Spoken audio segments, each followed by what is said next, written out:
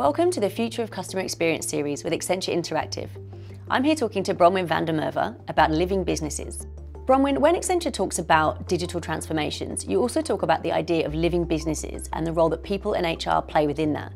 Can you tell me a bit more about what you mean by that? We're seeing an accelerating pace of change, and organisations are struggling to keep up with this. What we have is the digitization of everything. We have increasing customer expectations, and customers' expectations are what we call liquid across industry boundaries. Their expectations are being set by their very best experiences across multiple different categories. And then we also have employees' expectations rising at the same time, and an increase in employee disengagement. So the result is that organisations are trying to address this pace of change to remain competitive, and trying to go through digital transformations or increase the speed in which they launch products and services to the market. But it's actually very difficult. These organisations that are very large and have a lot of legacy systems and a lot of people who've been in the organisation for a long time, they're trying to reinvent themselves to become a living business, but it's quite difficult. Launching new products and services to the market can be quite easy, even changing whole technologies, but changing people, that's the really difficult thing.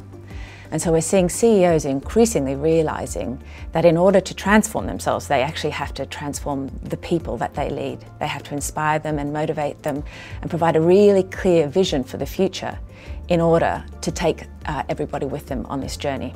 What are those human characteristics that it's helpful for a brand to adopt if it wants to be a living business?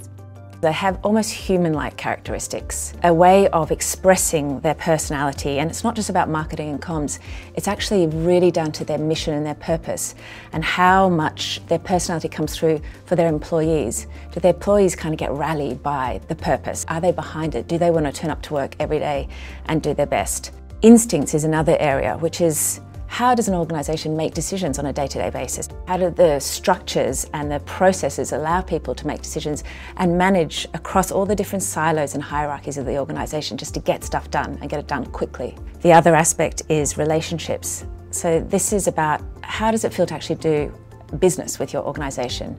How does it feel to be a customer? How does it feel to be an employee?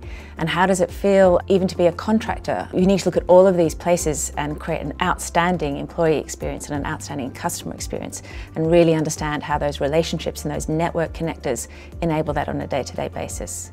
And then the fourth thing is craft. So craft is the skills that your people bring to their job every day. So how do they actually do their work? And what we're finding is that in order to be a living business, a new set of skills is required, a new type of mindset is required. And so organisations are trying to hire the right people, they're trying to acquire new businesses, and they're trying to upskill their people in the skills that they need to succeed. If an organisation does adopt this idea of being a living business, what are the improvements they can expect to see? There are three things that we specifically look at. We look at how do we create an outstanding employee experience. And that means that you can attract the right talent and you can retain the right talent. The second thing is how do you create a customer-centric approach? So that's about giving organisations the right tools and methodologies to really put the customer at the very centre of the work that they do so that they can deliver products and services to the market that drive loyalty and adoption. And then the third thing is how can we create a culture of innovation? So that's about not a single department or part of the organisation responsible for innovation, but really rewiring the entire organisation for innovation so that everybody from HR to procurement to ops and finance, as well as the digital teams and the product teams, understand that the organisation is changing. Thank you so much for your time, Bronwyn. Pleasure. And if you want to know any more about the Living Business thesis, you can click on the link below.